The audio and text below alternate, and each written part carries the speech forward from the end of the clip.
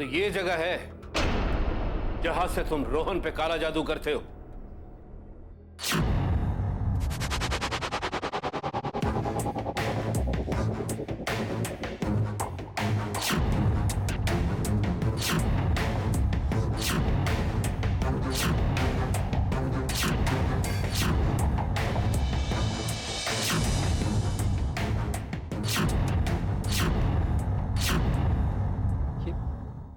ये आप क्या कह रहे हैं सर? मैं कुछ समझा नहीं। और इतनी रात को आप लोग यहाँ? अभी सब समझ जाओगे। और अब सवाल मैं करूंगा, तुम सिर्फ जवाब दोगे। चलिए ये बताओ कि तुम यहाँ पुराने स्टोर रूम में क्या कर रहे हो? क्या है ये सब? मेरे ही घर में तुम मेरे बेटे पे काला जादू करके उसकी जिंदगी के साथ खेलते रहे। क्या समझते थे तुम? क्या समझते थे? हमें पता नहीं चलेगा और तुम मुझसे मेरे बेटे को छीन लोगे, ऐसा सोचने की हिम्मत कैसे की तुमने?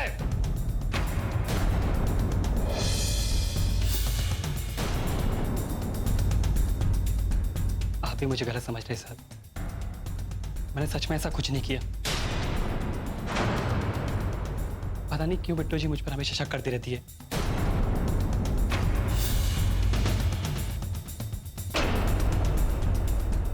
और ये सभी उन्होंने आपको बताया होगा। आप खुद ही सोचिए सर, मैं क्यों किसी के ऊपर काला जादू करूंगा? और ये सब मुझे खुद को समझ में नहीं आ रहा है।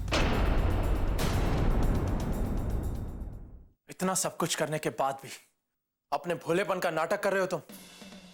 लेकिन आज तुम्हारी कोई कुछ नहीं सुनेगा, क्योंकि तुम्हारा सच सबूत बनकर सामने पड़ा हुआ है। ये सब जिस जगह पर घर का कोई भी सदस्य नहीं जाता है, वहां इतनी रात को तुम क्या कर रहे हो? मैं तो अपने कमरे में ही था और फिर चाची मेरे कमरे में आई और मुझसे कहा कि पुराने स्टोर रूम में मेरी मदद चाहिए।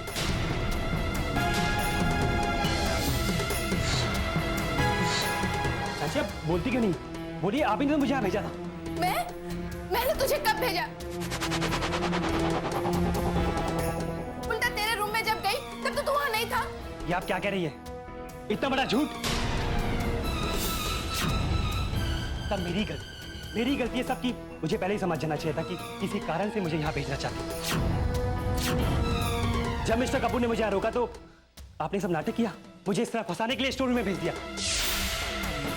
आखिर आप चाहती क्या है? मैंने क्या किया आपका? बोलिए, क्यों झूठ बोलिए आप?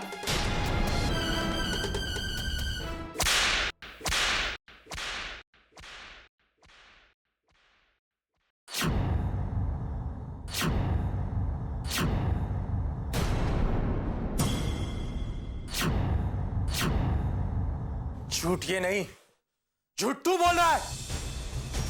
अब कोई नहीं मिला तो चाची पर इल्जाम लगा रहा है। क्या कहना चाहता तू? हाँ, ये चाची मेरी जान लेना चाहती है। तू जानता है किसके बारे में बोल रहा है? ये वो है जिन्होंने हमें अपने बच्चे की तरह पाला है। ये चाची बोलते हैं, लेकिन ये हमारी माँ है। और तू इतना घटिया इल्जाम लगा रहा है उन पर। रहने दीजिए रोहन जी,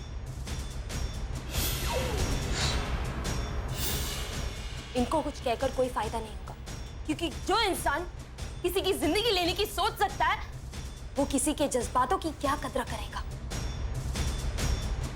ये कुछ भी कहे, लेकिन हम जानते हैं कि चाची जी ऐसा कुछ भी नहीं कर सकती। इन्होंने इस घर के लिए कितने दुखों के आंसू पिए हैं, ये हम जानते हैं, हमने देखा है। तुम्हें कुछ बोलने की जरूरत नहीं है। तुम इस लायक भी नहीं हो कि तुम इनका नाम अपने जुबान पर लाओ। अरे आज तुमने इतनी बड़ी बात कह दी, तुमने एक बार भी नहीं सोचा? मैं तुझे जिंदा नहीं छोड़ूंगा। तुझ जैसे इंसान को जीने का कोई हक नहीं है, समझा तू? देखिए रोहन जी, हाथ मेरा भी उठ सकता है। आप इस तरह मुझ पर इल्जाम नहीं लगा सकते। अच्छा, तो तू मुझ पर हाथ उठाएगा? हाँ? एक तो चोरी, ऊपर से सीना चोरी। ठीक है, उठा मुझ पर हाथ। रोहन जी, आप ठीक नहीं कर रहे हैं। बिल्कुल सही कह रहा हूं, मैं बिल्कुल ठीक नहीं कर रहा। अरे तेरे जैसे इंसान को तो धक्के मारकर घसीट कर घर से बाहर निकालना चाहिए। हम में से यहाँ कोई भी ठीक नहीं कर रहा है, क्योंकि तुझसे अब तक इतना इज्जत से पेश आ रहे हैं। चल, मैं तुझे बताता हूँ कि तेरे जैसे इंसान के साथ कैसे पेश आना चाहिए। चल।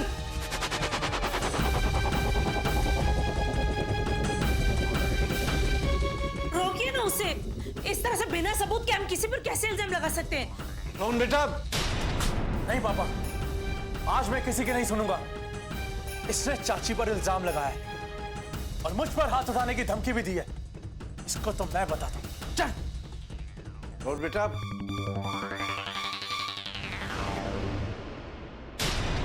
बस, जितना तूने बोलना था तू बोल चुका है। अब मैं तेरी एक भी नहीं सुनूंगा। अरे तुझे तो मैं जान से मार दूंगा। बस करो रोहन, बहुत हो गया। इस गवार ने ऐसा क्या जादू किया है तुम पर? इसने जो बोल दिया वो पत्थर की लकीर बन गई। अरे जिस पर इल्जाम लगाए उससे भी कोई कुछ पूछेगा कि नहीं? या फिर ये गवार डिसाइड करेगी इस घर में सबका भविष्य? बस करो मां, बहुत हो चुका। हमेशा आपको बिट्टो में कोई ना कोई कमी नजर आई है, इसलिए बेहतर होगा कि आज आप चुप ही रहे, क्योंकि मेरा दिमाग ठिकाने पर नहीं है। रोहन जी प्लीज, आप मुझे गलत समझ रहे हैं। मैं आप सबको कैसे समझाऊं कि मैंने कुछ नहीं किया? ये सब तो बिट्टो और चाची का प्लान था।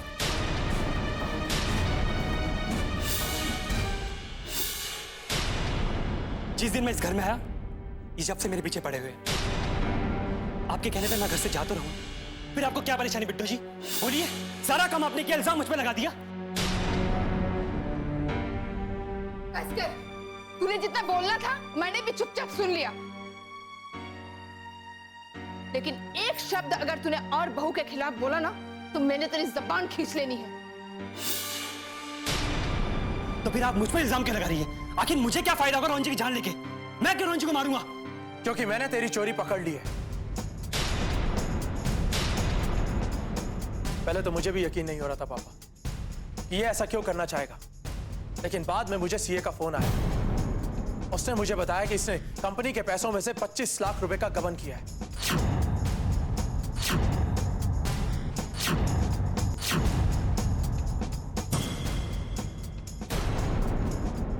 इसलिए बार बार हिसाब मांगने पर भी मुझे हिसाब नहीं दे रहा था, और आज जब इसे पता कि ये पकड़ा जाएगा तो चुपचाप यहां से निकल जाना चाहता है।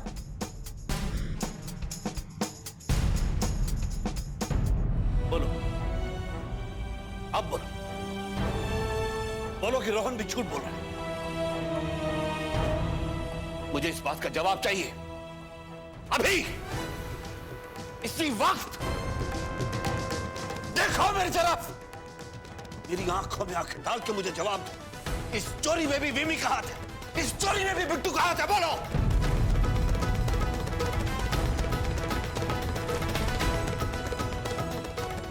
सर, रोहन जी बिल्कुल ठीक है।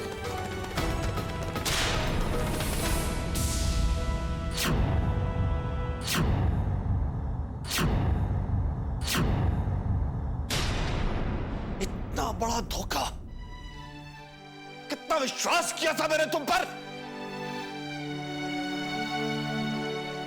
थोड़े से रुपयों के लिए तुमने मेरा विश्वास तोड़ डाला। ऐसी क्या मजबूरी थी तुम्हारी कि तुम इतना नीचे गिर गए? सर मुझे माफ कर दीजिए। मेरी माँ बहुत बीमार है। माँ के इलाज के लिए जल्द से जल्द पैसों की जरूरत थी, इसलिए मैंने सोचा कि कंपनी के अकाउंट से कुछ पैसे निकालकर माँ का इलाज करा दूंगा।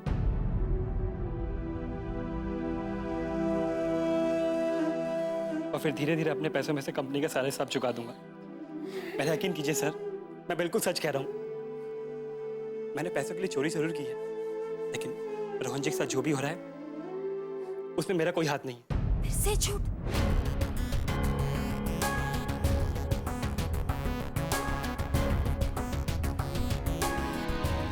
फिर से एक और झूठ। हाँ?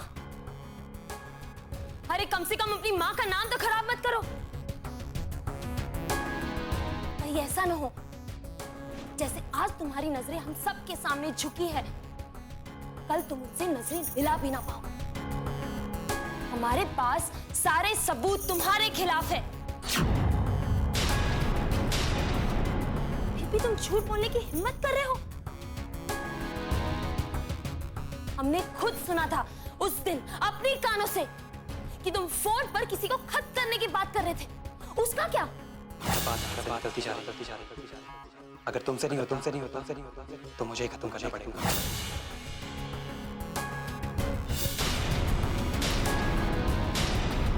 जरूर सुना होगा, और वो मैंने किसी काम को खत्म करने के लिए किया होगा। मेरी माँ के इलाज को लेकर पहले ही मुझ पर इतना कर्जा है, इसलिए लेनदार मुझे फोन करते रहते हैं। और जिन सबूतों के बारे में आप बात कर रही है, वो काला कपड़ा, वो तो मुझे वहां डाइनिंग टेबल के पास मिला था। और वो किताब, वो मुझे खुद भी नहीं मालूम मेरे कमरे में कैसे गई।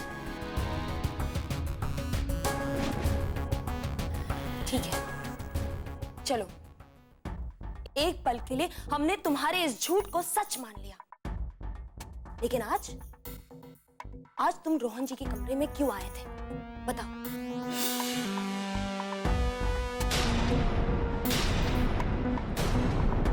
मैं कमरे में नहीं गया था, मैं तो वहां अपने कमरे में था। नहीं, झूठ बोल रहे हो। तुमने चाकू से हम पर वार करने की कोशिश की थी। मैं आपको क्यों मारूंगा? क्योंकि हमारे होते हुए तुम रोहन जी को कोई नुकसान नहीं पहुंचा सकते, इसीलिए इसी हाथापाई में खुद वो चाकू तुम्हारे हाथ पर लग गया। जब मैंने आपसे कोई हाथापाई नहीं की तो मेरे घाव कैसे लगेगा? तो ठीक है, हाथ दिखाओ। दिखाओ हाथ। मैं अगर तुमने कुछ किया ही नहीं है तो डर क्यों रहे हो? किस बात का डर है? हाँ, दिखाओ हाथ। हाथ दिखाओ अजय।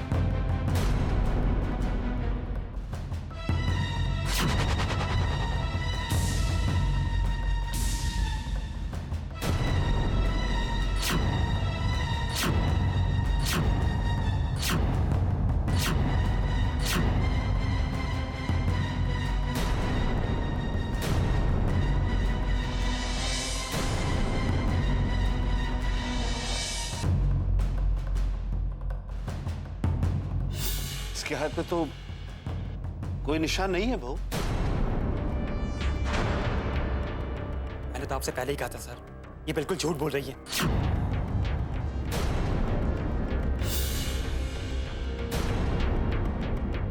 अगर इसके हाथ पे निशान नहीं है तो फिर इस घर में फिर ऐसा और कौन है जो रोहन को मारना चाहता है?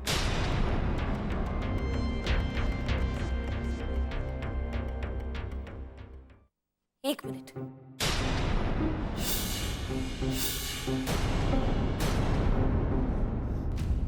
ये हाथ तो दिखा दिया तुम, अभी दूसरा हाथ दिखा दो।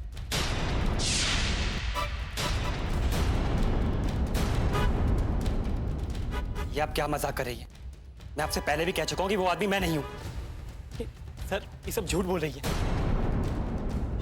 बहू वो पापा जी, हमारी बात सुन लीजिए, हमें तसल्ली हो जाएगी बस। तुम्हारी तसल्ली के लिए किसी को फांसी पर नहीं चढ़ा सकते हम लोग।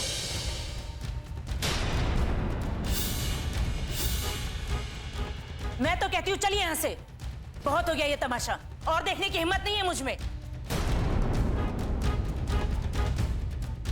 इसका क्या है, कोई मरे या जिए, इसका तो बस मतलब पूरा होना चाहिए। एक आखिरी बार के लिए, आखिरी बार पापा जी, बस हमारी बात सुन लीजिए। रोहन जी आप कहिए ना, बस आखिरी बार। हमने खुद देखा था। जो कुछ तुमने किया अजय, उसकी सजा तो तुम्हें मिलेगी। अरे कम से कम अपना दूसरा हाथ दिखाकर अपने पर दूसरा दाग लगने से तो बचा लो। रोहन, तुम ये सब क्यों कर रहे हो? रोहन ठीक कह रहा है। जब तुमने कुछ किया ही नहीं तो घबरा क्यों रहे? दिखाओ अपना दूसरा हाथ।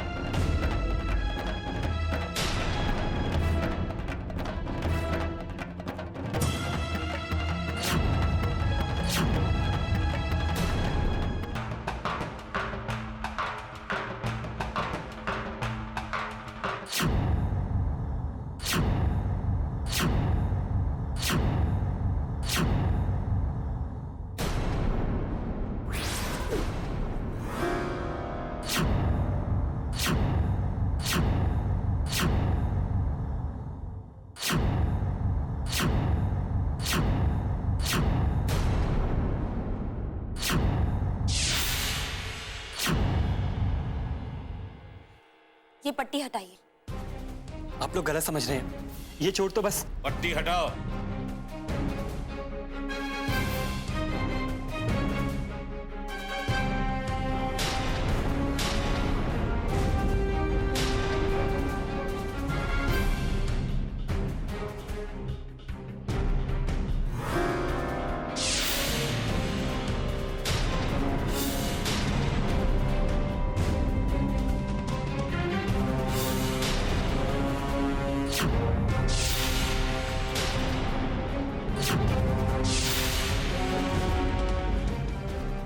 अब भी अपनी सफाई में कोई नई कहानी सुनाना चाहता तू? बोल। रोहन जी मैंने कुछ नहीं किया।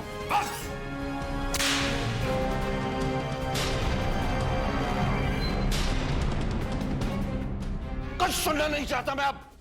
मैं तेरी जिंदगी बर्बाद कर दूंगा, सारी जिंदगी जेल में सड़ेगा तू। देखिए रोहन जी मैंने कुछ नहीं किया, ये सब मुझ पे इल्जाम लगा रहे हैं। मैंने जो भी किया अपनी माँ के लिए किया। बस। मन में तो आता कि तुझे ऐसी सजा दिलवाऊं सारी दुनिया देखे। तेरी माँ का ख्याल करके मैं तुझे पुलिस के हवाले नहीं कर रहा हूं, लेकिन अपना सामान उठा, फौरन निकल जा इस घर से। कभी अपनी शक्ल मत दिखाना। घर की तरफ अगर मुड़कर भी देखा ना तो मुझसे बुरा कोई नहीं होगा।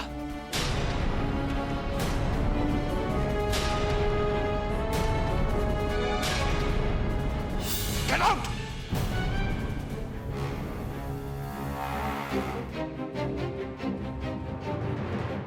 पापा जी की जान बचाई थी तूने, इसीलिए तुझे पुलिस के हवाले नहीं कर रहे। याद रखना, आज के बाद दोबारा कभी मेरे सामने मत आना, क्योंकि अगर तू मेरे सामने आया तो अपनी जान गवा बैठेगा। समझा तू? निकल। चलो बिट्टो।